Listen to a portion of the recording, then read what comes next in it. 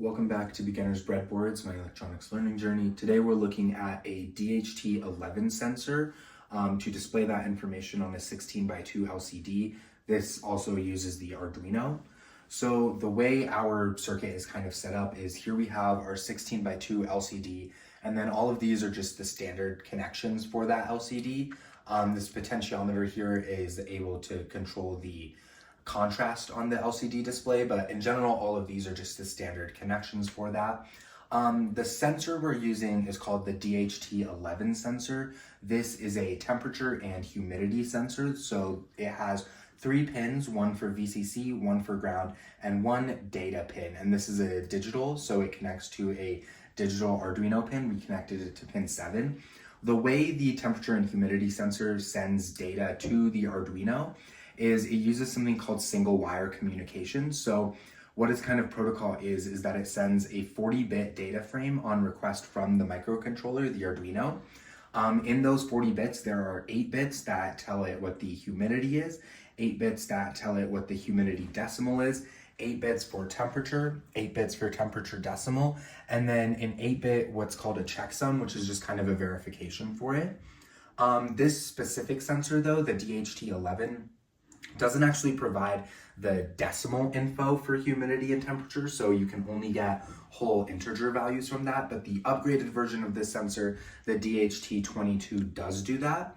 For the DHT sensor, there's a library on the Arduino. We're using the Adafruit DHT library, and with that library, there's no need to have a external pull-up resistor. It's just using the one within the Arduino. This is the code for the project, starting with the LCD display. This is just including its library and setting that up. This is how we include the Adafruit DHT sensor library, and we have some setup for that. We're also creating some integers for temperature, humidity, and then previous temperature and previous humidity, so that we only actually change the information on the display if there's a real change in temperature or humidity. So again, we kind of just start with the setup here with the LCD commands, just setting that up. And then within our loop, we're having the dht.read. This is the command within that library that reads the humidity and temperature in degrees Celsius and sets that equal to humidity and temperature, our variables. We also need to check if there's any kind of failure to read that. So this is another part of that library. If it fails to return a number, it will just print failed to read from that sensor. If not, it'll print those values.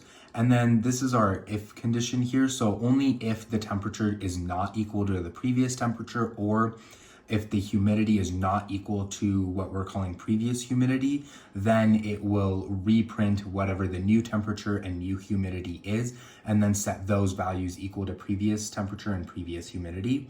And we're doing this every 3 seconds. So we're only reading every 3 seconds with our longer delay there.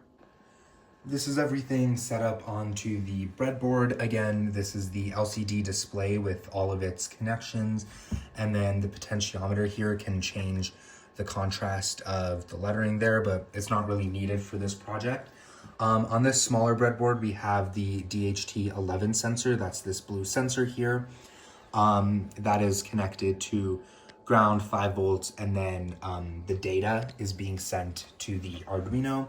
That data is just being printed here like the code says. So that's our temperature in Celsius and then our humidity as a percent. So if you put like your finger on the sensor, some of those numbers will change in a couple seconds. The humidity is going up and then the temperature will start changing. Again, this doesn't have decimal temperature or decimal humidity, so you're only going to get whole numbers. So it went up from 18 to 19, the next one is 20, and then humidity will also only have whole numbers.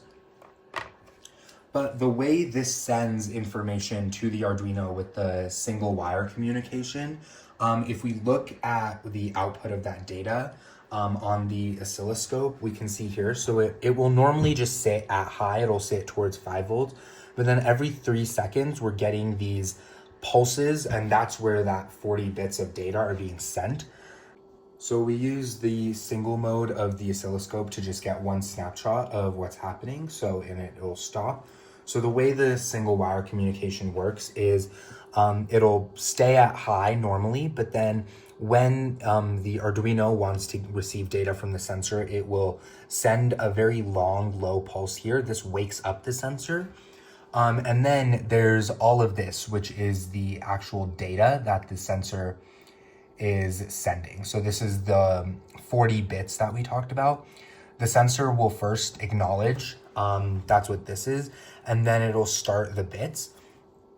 The way this reads is that these larger ones are what would be a 1, and then the smaller ones are zeros.